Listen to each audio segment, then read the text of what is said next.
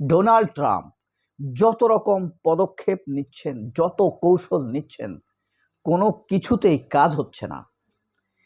Hormuz প্রণালী দখলের কথা বলছেন, খার্গিক দ্বীপপুঞ্জ দখলের কথা বলছেন, ইরানের কয়েক ঘন্টার মধ্যে রেজিম চেঞ্জ করবে সেই কথা বলছেন। কোনো কিছুতেই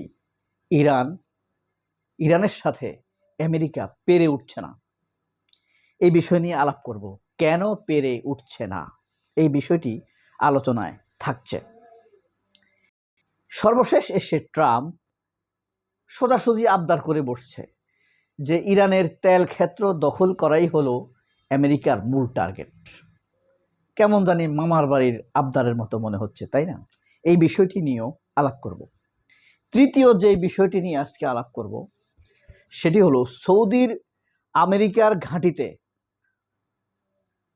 ইরানের হামলায় অত্যাধুনিক আমেরিকান যুদ্ধ বিমান ধ্বংস হয়েছে, চৌচির হয়ে গিয়েছে। এই তিনটি বিষয় নিয়ে আজকে আলোচনা করব। নাম্বার 1, মূলত আমেরিকা হলো পৃথিবীর এক প্রান্তে, আর ইরান হলো প্রায় 12,000 কিলোমিটার দূরে। সেখান থেকে এসে ইসরায়েলের সাথে কিছু আরব অনুচরের সহযোগিতা নিয়ে ইরানের উপরে একতরফা হামলা করেছে এই ইসরায়েল এবং আমেরিকা। সেই দৃষ্টিকোণ থেকে যদি আপনি বলেন, তাহলে এটাকে যুদ্ধ না বলে একতরফা হামলা বলতে হবে, তাই না? এর বাইরে আপনার যাবার সুযোগ নেই, এটাকে হামলাই বলতে হবে। কিন্তু আমরা কেন যুদ্ধ বলছি? কারণ হলো ইরান যেভাবে এর প্রতি উত্তর দিয়েছে, এটা সমগ্র মধ্যপ্রাচ্য না, সারা পৃথিবীর মানুষকে চমকে দিয়েছে। আর আমেরিকা এবং ইসরায়েলকে আর আমেরিকার এলাইকে ধমকে দিয়েছে। অর্থাৎ সারা পৃথিবী চমকেছে আর আমেরিকা ধমক খেয়েছে।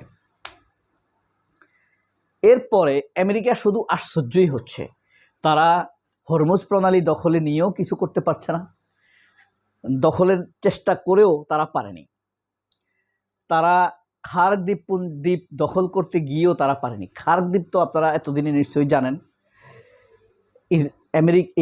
ইরানের তেল রপ্তানির হাব, সবখান থেকে তেলটা এখানে আসে।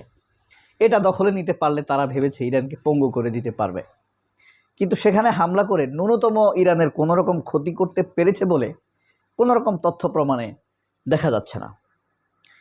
তো এখন এরপরে তারা সৌদি আরবকে কল করলো, অন্যান্য দেশগুলোকে কল করলো ইরানকে হামলা করার জন্য।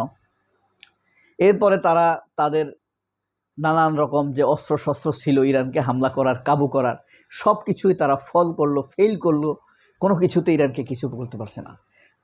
ইরান শেষ পর্যন্ত ইরানে হামলা করতে এসে আমেরিকা একদম চোরাবালিতে আটকে গিয়েছে। কোনো কিছুতেই আমেরিকা কোনো রকম পেরে উঠছে না।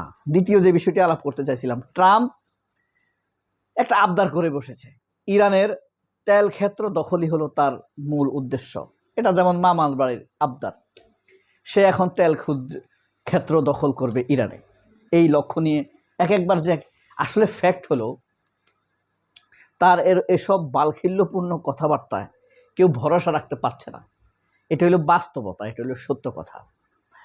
একবার এক রকম কথা বলে, এর আড়ালে কি আছে, আসলে সে কি করবে, কি চায়, তার প্রত্যাশা পূরণের জন্য কি শক্তিগুলো ব্যবহার করবে, সেই শক্তি ইরানের বিরুদ্ধে কতটা কার্যকর সেটাই দেখবে। আপনারা দেখেন ইসরায়েল কত রকম হাম্বি তুম্বি আমরা শুনতাম, আয়রন ডোম আছে, সেখানে কোনো হামলা করা যায় না, পৃথিবীর কোনো রাষ্ট্র ইসরায়েলে হামলা করতে পারবে না, জ্ঞান বিজ্ঞানে এতই তারা উচ্চ কক্ষে পৌঁছে গিয়েছে, সেখানে কারোর দ্বারা প্রবেশ সম্ভব না। ইসরায়েলের জ্ঞান বিজ্ঞান গবেষণা অসম্ভব রকমের, তাদের সেনাবাহিনী অপরাজেয়, তাদের গোয়েন্দা সংস্থা পৃথিবীর সবচাইতে শক্তিশালী, এরকম নানান গল্প গুজব হেজিমনি আমরা শুনে এসেছি। ঠিক বাংলাদেশে ভারতের দালালেরা ভারতের ব্যাপারে যেই ধরনের হেজিমনি প্রকাশ করে, হাসিনার ব্যাপারে যেই ধরনের হেজিমনি প্রকাশ করে, যেমন আওয়ামী লীগ আসবেই, ভারত অনেক বড় রাষ্ট্র, ভারতের সাথে টক্কর দেওয়া ঠিক নয়, এইভাবে হেজিমনি তৈরি করে। ঠিক ইসরায়েলের ব্যাপারেও এই ধরনের হেজিমনি তৈরি হয়েছিল। কিন্তু শেষ পর্যন্ত যা দেখা যাচ্ছে, কোনোভাবেই ইসরায়েল পেরে উঠছে না। একটা যুদ্ধের নির্দিষ্ট লক্ষ্য থাকে। আপনি কি চান এই যুদ্ধের মাধ্যমে? এই দেশের ভূখণ্ড দখল করতে চান? এই দেশ কোনো অন্যায় করছে, সেই অন্যায়টা আপনি থামাতে চান? নাকি আপনি অতীতের ঐতিহাসিক কোনো প্রতিশোধ নিতে চান? একটা তো লক্ষ্যমাত্রা আপনাকে থাকতে হবে, এবং সেই লক্ষ্যমাত্রা অর্জনটাই হলো যুদ্ধে আপনার বিজয়। বিজয় হিসেবে সবাই বলে, আসলে ভাই যুদ্ধে কেউ জিতে না। যুদ্ধে গরিব মায়েরা তাদের সন্তানকে দেয়, ধনী লোকেরা অস্ত্র দেয়, আর রুটিওয়ালারা খাবার দেয়। যুদ্ধ শেষ হলে গরিব মায়েরা তাদের সন্তানকে খুঁজে ফিরে কান্নাকাটি করে, রুটির মালিকেরা খাবারের দাম বাড়ায়, আর অস্ত্রের দাতারা নানান রকম ব্যবসা বাণিজ্যের মাধ্যমে তাদের স্বার্থ চরিতার্থ করার চেষ্টা করে। সেই দিকেই যাচ্ছে। তৃতীয় যে ব্যাপারটি আলাপ করব, সৌদির ঘাঁটিতে আমেরিকা হামলা করেছে, অত্যাধুনিক যুদ্ধবিমান। সৌদির ঘাঁটিতে ইরান হামলা করে আমেরিকার ওইখানে থাকা, ওই ঘাঁটিতে থাকা অত্যাধুনিক যুদ্ধবিমান তছনছ করে দিয়েছে। সেটা আরেক বিস্ময়ের সৃষ্টি করেছে। মূলত এতদিনে মধ্যপ্রাচ্যে যে 17টি আমেরিকান সৈনিকদের ঘাঁটি ছিল, সবগুলোই প্রায় বলতে পারেন তছনছ করে দিয়েছে ইরান। ইরানের চোরাবালি থেকে আমেরিকার পা আর বের করতে পারবে না, পরাজয় ব্যতীত। বিজয়ী হয়ে এখান থেকে বের হবে এটা সম্ভব না। সময় বেশি লাগলেও আফগানিস্তানের সাথেও তো আসলে ফাইনালি আমেরিকা জিতে নাই, তাই না?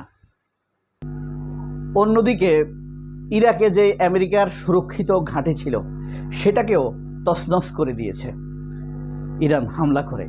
সবচাইতে যেটা বেশি করছে এটার চাইতে, সেটা হলো সৌদি আরবে আমেরিকার সকল অত্যাধুনিক যুদ্ধবিমান ইরান ব্যবহারের অনুপযোগী করে দিয়েছে।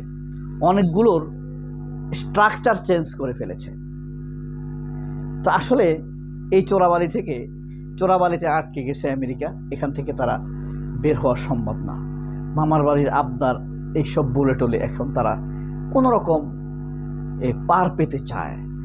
এই পার পাওয়া কি সেই পার পাওয়া?